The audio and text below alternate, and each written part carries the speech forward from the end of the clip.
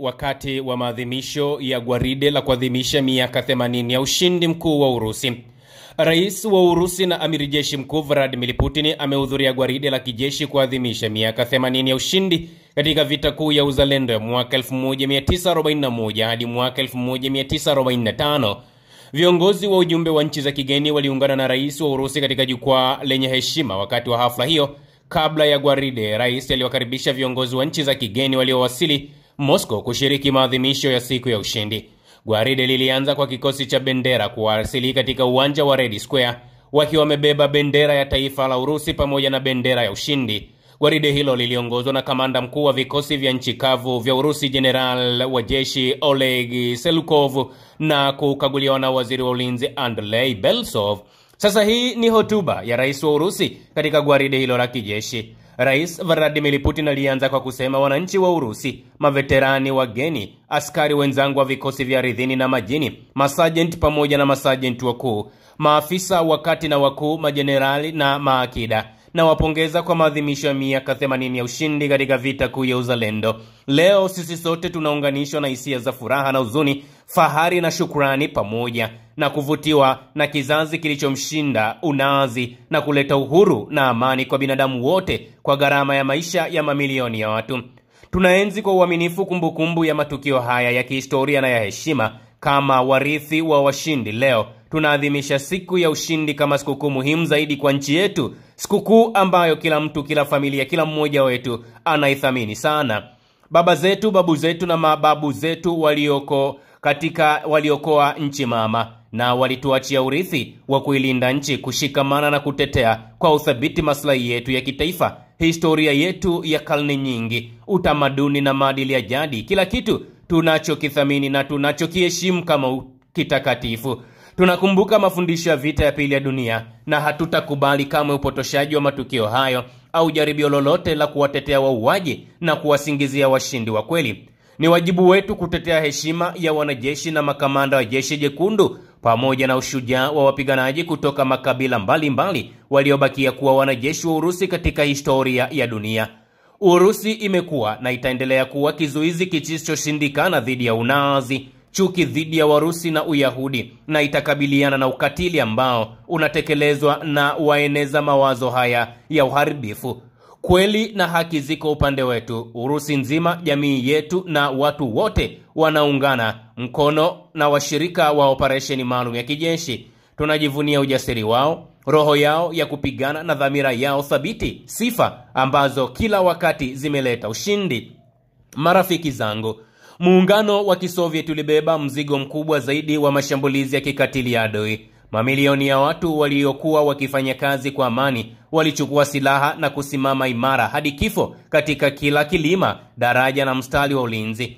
Matokeo ya vita ya pili ya dunia yaliamuliwa na ushindi mkubwa katika mapambano ya Moscow, Stalingrad, bonde la Kursk pamoja na mto Dnieper, pamoja na ushujaa wa watetezi wa Belarus waliokutana na adui wa kwanza na upinzani usioyumba katika ngome ya Brest, Mogilev, Odessa, Sevastopol, Murmansk, Tula pamoja na Smolensk, pamoja na ujasiri wa wakazi wa Leningrad waliokuwa kwenye mizingiro na wote waliopigana mstari wa mbele katika vikundi vya wapiganaji wa msituni na waasi wa chini kwa chini.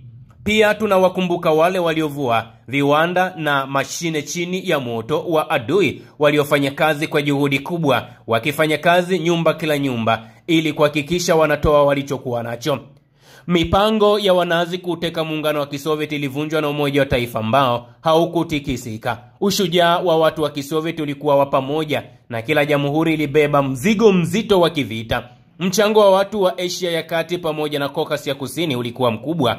Kutoka maeneo hayo, treni zilisafirisha mahitaji ya mstari wa mbele bila kukoma. Hospitali ziliundwa, mamia ya maelfu ya wakimbizi walipata makazi mapya, walipokelewa kwa heshima, chakula na huruma ya kweli.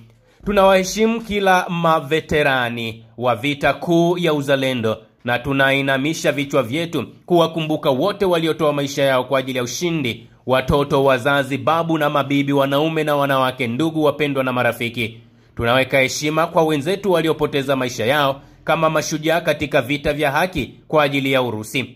Ilipita kama dakika moja ya utulivu. Akasema, sasa tunaweka kinywa kwa dakika moja. Marafiki, takribani 80% ya watu duniani walihusika kwa namna moja ama nyingine katika vita ya pili ya dunia.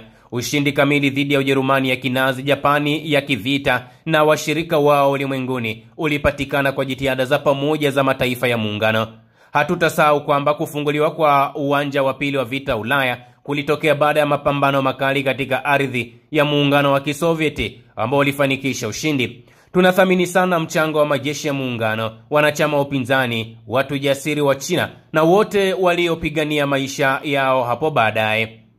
Marafiki, tutaendelea kuangalia maveterani wetu kama mfano wa uzalendo wa dhati kwa nchi yetu mama, kujitoa kwao kwa ajili ya kuilinda na kutetea maadili ya utu pamoja na haki. Tutayahifadhi maadili haya na urithi huu mkubwa ndani ya mioyo yetu na kuupitisha kwa vizazi vijavyo. Tutaendelea kutegemea umoja wetu katika vita na jitihada za amani katika kufanikisha malengo ya kimkakati na kushughulikia changamoto kwa ajili ya ukuu na ustawi wa Urusi. Utukufu kwa taifa lililoshinda, siku njema ya ushindi. Akamalizia kwa kutoa kauli ya hura, akimaanisha kwamba sasa wamewapa hilo gap, kwamba sasa amehitimisha hiyo hotuba. Hii ilikuwa ni hotuba ya Kiswahili ya Rais wa Urusi Bwana Vladimir Putin katika gwaride la paredi ya siku ya ushindi ambalo limefanyika leo pale katika viwanja vya Red Square mjini Moscow, ambapo Rais wa Urusi pamoja na marais mbalimbali duniani wamejitokeza kushiriki katika maadhimisho hayo ya miaka 80 ya ushindi. Pamoja na mambo mengine, tumeona Rais wa Urusi ametaja kwamba wataendelea kuhakikisha wanakabiliana na vitisho vya aina yeyote ile, viwe vinatoka Ulaya ya Mashariki, viwe vinatoka Ulaya ya Magharibi, lakini pengine vinaenda kwa nchi washirika wa Urusi. Rais wa Urusi Bwana Vladimir Putin anasema watahakikisha wanapambana hadi kila mmoja ajue ukweli wa nini ambacho kilitokea wakati wa vita kuu ya pili ya dunia. Na tumeona miongoni mwa watu ambao wamehudhuria sherehe hizo ni Rais wa Burkina Kapteni Ibrahim Traore, ambapo naye ni miongoni mwa watu ambao walienda kuweka mashada ya upendo kwa yale maeneo au ile minara ya wale wapiganaji wa vita ya kuu ya pili ya dunia ambao walipigana kuhakikisha kwamba Urusi inapata ushindi dhidi ya huo ukoloni wa Kinazi. Na wakati huo ukoloni wa Kinazi ulikuwa chini ya Bwana Adolf Hitler, ambapo pande zote za dunia zilikuwa zinapambana. Afrika ilishiriki, bara la Asia lilishiriki, Amerika Kaskazini lilishiriki, Amerika Kusini lilishiriki, Ulaya kwa ujumla wake ilishiriki. Kwa kifupi ni kwamba dunia nzima ilishiriki katika vita hivyo, lakini USSR, Umoja wa Kisovieti, ndio ambao ulikuja kufanikisha kumuondoa Bwana Adolf Hitler, ambaye kimsingi yeye alikuwa ana ndoto za kuitawala dunia nzima, yeye awe ndiye kiongozi mkuu wa dunia, lakini mwisho wa siku alitangulizwa mbele za haki. Usisahau kusubscribe, like na kubonyeza alama ya kengele. Asante.